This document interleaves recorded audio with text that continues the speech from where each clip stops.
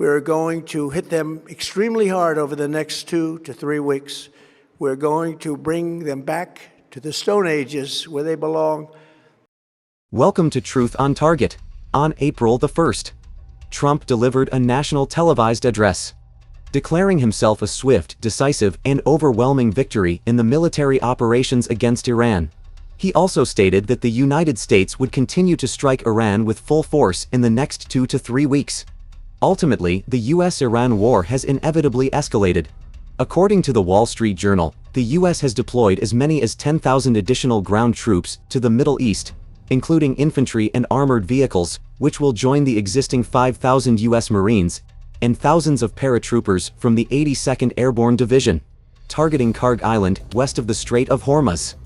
The US military has also prepared plans for ground operations deep into Iran to seize enriched uranium stored in nuclear facilities. From Trump's perspective, sending ground troops to occupy Iran's coastal islands such as Karg Island has high strategic value. It can cut off Iran's financial resources, and the troop strength is sufficient for a quick occupation and a quick declaration of victory. This aligns with his habit of always wanting to hold an extra card. However, the problem this time is that these islands are easy to capture but difficult to defend. Once US troops land, they will become sitting ducks. Capturing them is not difficult, but after capturing them, the Iranians will likely refuse to negotiate entirely and instead launch all kinds of indiscriminate bombings that would be awkward.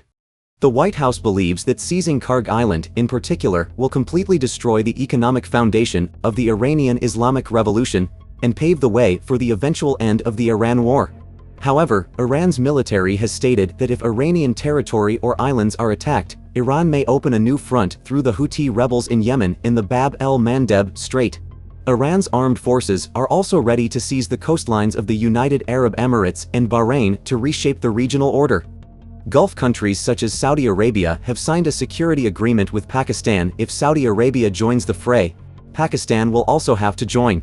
Trump originally wanted to replicate the one-day operation in Venezuela, but instead, the entire situation has turned into a quasi-world war. If this goes wrong, something big will really happen. If Iran launches a fierce counterattack and destroys the energy and infrastructure facilities of various countries in the Middle East, it will directly collapse the finances of these countries. Therefore, Trump holds a big red button that can destroy the global economy with one press. As long as he presses it to launch a large-scale landing campaign, the subsequent result will be that all countries involved in the global division of labor will be dragged down together. Additionally, on March the 27th, Iran announced that the Strait of Hormuz has been closed. In this context, coupled with the potential full-scale war ahead, how high will crude oil prices surge? Goldman Sachs has flagged a record oil price of $147 per barrel, while data from the prediction market Polymarket indicates crude could hit $150 per barrel by June. To be honest, they're still too conservative. After the war escalates, oil prices could conservatively hit $200 per barrel. If oil prices approach this level again, not only will Trump be in big trouble, but the entire world will too. As crude oil prices rise, gasoline prices will also surge sharply, and soaring industrial prices will force manufacturers to shut down factories. Shortages of various industrial products may mean that countries have to implement rationing systems. As for the US domestically, I believe the third wave of the No Kings protests is not the end.